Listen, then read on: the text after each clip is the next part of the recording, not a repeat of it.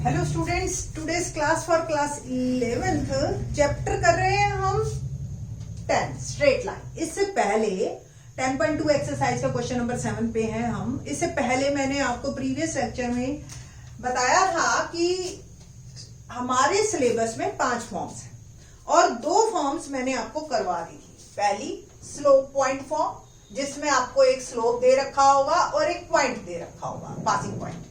Second हमने intercept form की थी कि वाई इंटरसेप्ट फॉर्म इसको हम कहते हैं, और एक्स इंटरसेप्ट से भी हमने बताया था प्रीवियस लेक्चर में, और उस पे बेस 6 क्वेश्चन भी करवा चुकी हूँ एक्सरसाइज 10.2 के। आज जो हम डिस्कस करेंगे वो करेंगे नंबर पे जो 3 पे आ रहा है 2 पॉइंट फॉर्म। इट मीन्स अगर हमें कोई 2 पासिंग पॉइंट दे रखे हो x1 y1 और x2 y2, जैसे आप लोग 9th क्लास में ग्राफ बनाते थे तो आपको इक्वेशन दे रखी होती थी लाइक दिस, इस तरीके की।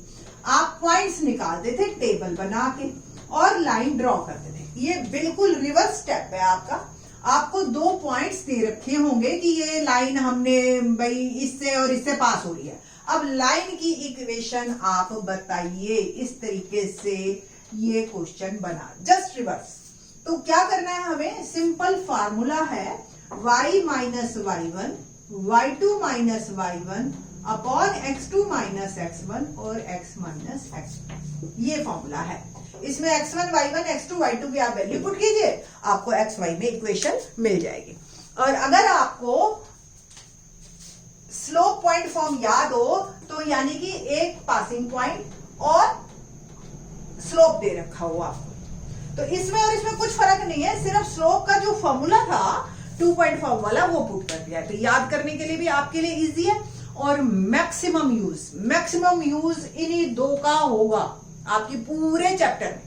तो इन 2 फॉर्म्स को अच्छी तरह से अपने दिल में बैठा लीजिए, दिमाग में नहीं दिल में बैठा लीजिए। ओके, नाउ क्वेश्चन नंबर 7 करते हैं, इसी पे बेस्ड है। क्या है question number 7? Find the equation of A line where passing through the point. क्या क्या पॉइंट्स हैं? -1 1 एंड 2 -4। तो सिंपल हमारे पास x1 y1 क्या आया? x1 इज -1 और y1 is 1, x2 is 2 and y2 is -4 and 2 point form equation of line 2 point form, that is y minus y1 y2 minus y1 x2 minus x1 और x minus x2। किसी किसी book में आपको ये ऐसे भी मिल जाएगी, कोई फर्क नहीं है दोनों इक्वेशन में। इस तरीके की, यानी कि इसको इधर और इसको इधर ऐसे लिखा हुआ भी आपको मिल सकता है ये क्वेश्चन में। ठीक है, आप ये मैंने इसलिए लिखा ताकि आप इसको स्लोप पॉइंट फॉर्म से रिलेट कर सको। ओके, तो y, ये x1 y1 क्लियर है हमें। y माइनस 1 -4 -1 और 2 -1 और x -1, बस सिंपल।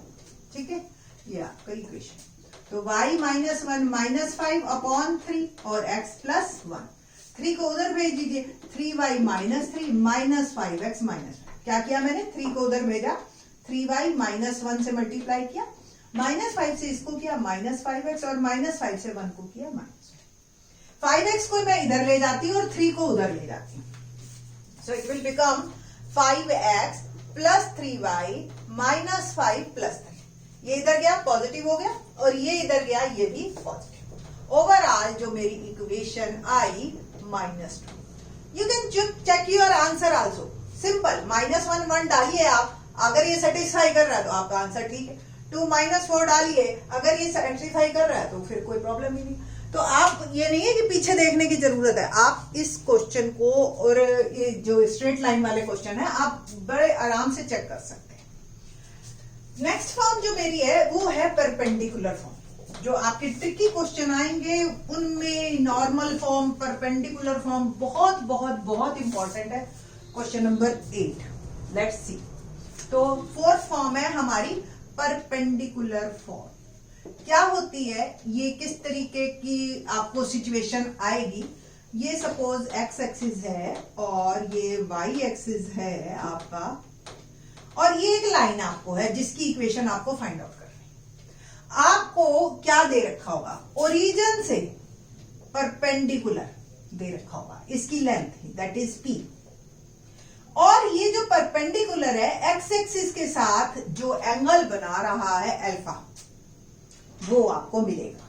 देखो कितनी अच्छा सा है, आपको एक परपेंडिकुलर मिलेगा लेंथ डिस्टेंस और एक अल्फा मिलेगा।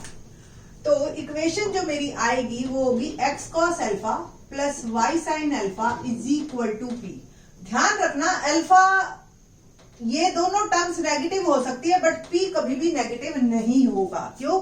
Distance is always positive. ठीक, तो अगर सपोज ये लाइन ऐसे आ गई तो भी पी ठीक है, आपका एक्स नेगेटिव हो गया वाई पॉजिटिव हो जाएगा, और ऐसे आ गई लाइन तो भी आपके दोनों नेगेटिव। ठीक है, एक्स और वाई के कोफिशिएंट्स। ओके, तो आपको ये जो पी है ये ध्यान रखना है इसका। ठीक, क्वेश्चन बहुत सिंपल सा है। 8th आपको अल्फा और पी दे रखे हैं, just put in this form. आपको ये फॉर्म याद रखनी है, इसको क्या कहते हैं हम, परपेंडिकुलर फॉर्म। ठीक है, तो क्वेश्चन 8th आपको कैसे मिलेगा, perpendicular distance from the origin, question number 8 की बात कर रही हूं, perpendicular distance from the origin is 5 unit.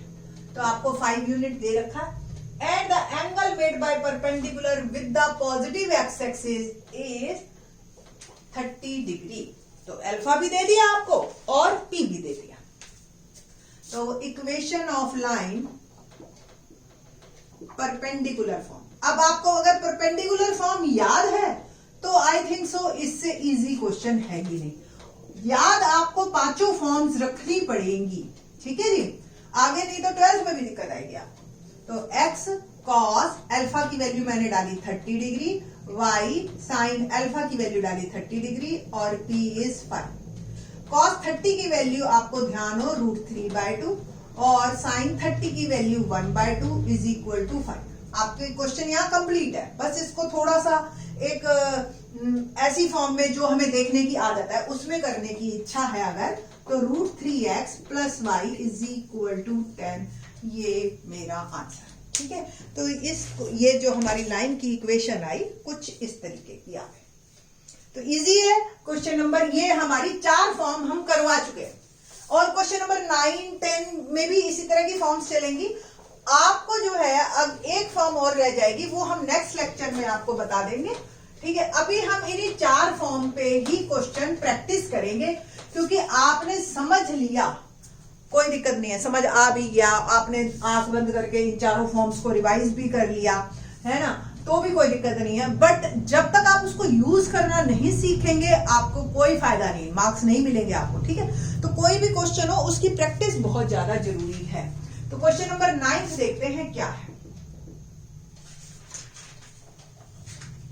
The vertices of triangle PQR, ये एक ट्रायंगल है जिसके वर्टिसेस हमें दे रखे हैं, P is 2 1, Q is -2 3 and R is 4 5.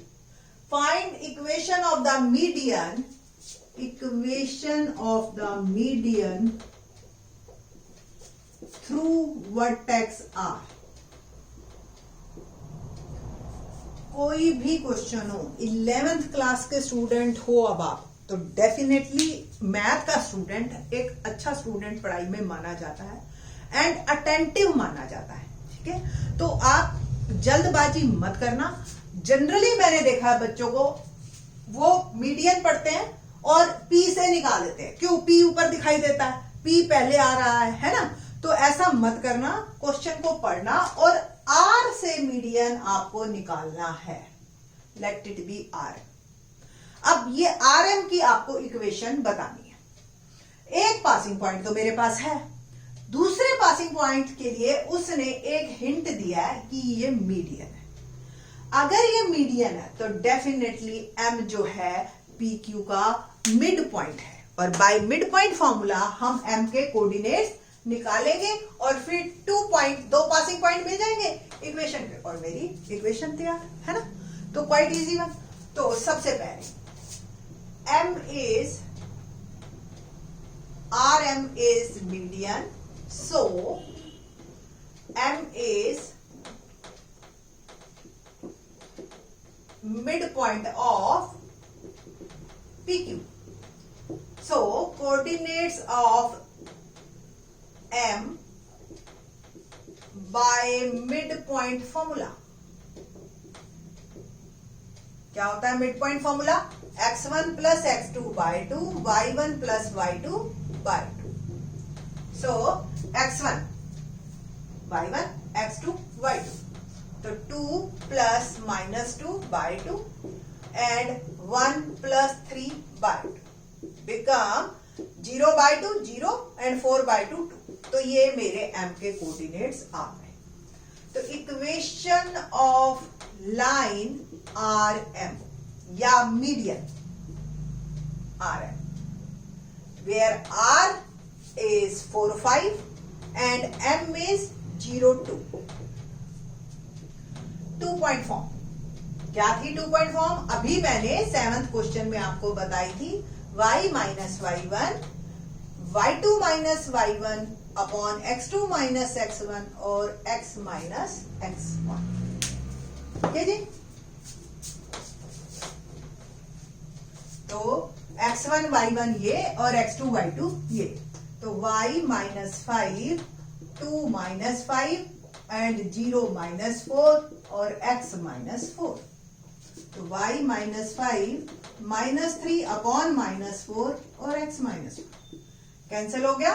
ठीक है. तो ये आ गया जी. 4 को मैं उधर भेज रही हूँ. 4y minus 20 और 3x minus 12. 4y को उधर भेज दीजिए, 20 को भी उधर भेजिए. 3x minus 4y minus 12 plus 20 is equal to 0.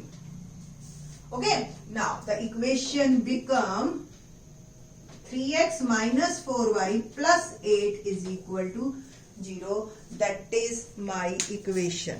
Okay. तो ये मेरी कुल मिला के 3x minus 4y plus 8 is equal to 0. तो इस तरीके से क्वेश्चन नंबर 9 है. 10th 11th भी इसी तरीके के ही है. तो we will do in the next question, next lecture. Thanks.